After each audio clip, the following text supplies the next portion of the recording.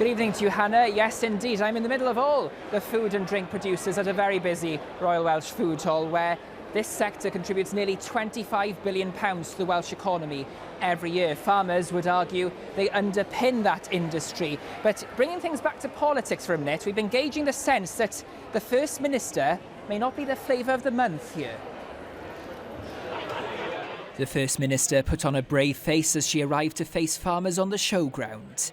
And there was plenty up for debate, from the sustainable farming scheme to addressing her recent remarks in the Llanelwedd, saying that farming contributes less than 1% to Wales's GDP. I'm glad I'm having this opportunity to explain my words in the Senate. So, did she realise how much anger it would cause among the farming community? There's lots of things that that don't have a monetary value, like the fact that they protect the environment, like the fact that they sustain the Welsh language, like the fact that they are absolute guardians of the countryside and are going to be critical to the fight against climate change. So those are things that don't have a monetary value, but are absolutely critical to us all across Wales. It was a year ago on this very showground that Eluned Morgan announced her campaign to become the new First Minister with much excitement and fanfare. But as we know, a lot can change in 12 months, and off the back of her recent comments about the agriculture sector here in Wales, let's find out how the farmers are feeling about it all. It's a bit of a kick in the teeth, isn't it? You know what I mean?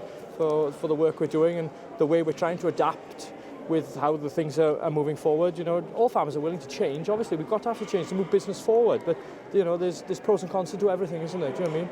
You know, we're willing to change, but they've got to work with us. It makes you feel undervalued, doesn't it? And all the work that gets put into it, it's a lot of effort. And to hear something like that, then it's quite disheartening. I think it's very difficult, especially for the youngsters coming through now. You know, there's a lot of pressure on them, especially when they're starting off. They just think that farmers are on the take.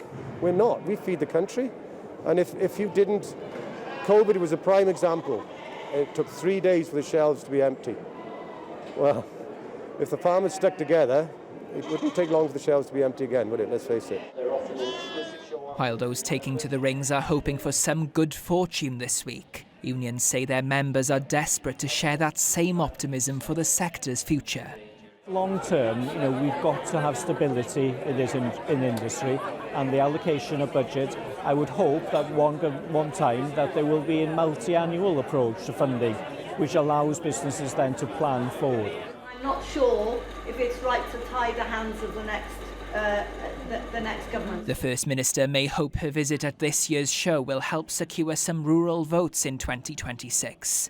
But it seems some farmers on the showground think it's high time for change. It's worth reminding ourselves that we are less than a year away from the next Llanelwedd election. This is the last Royal Welsh show before we take to the polls in 2026. So perhaps it's not surprising that people in and around the showground have politics on their mind at the moment, whether it's the sustainable farming scheme, the inheritance tax, or whether people are just fed up with politics altogether.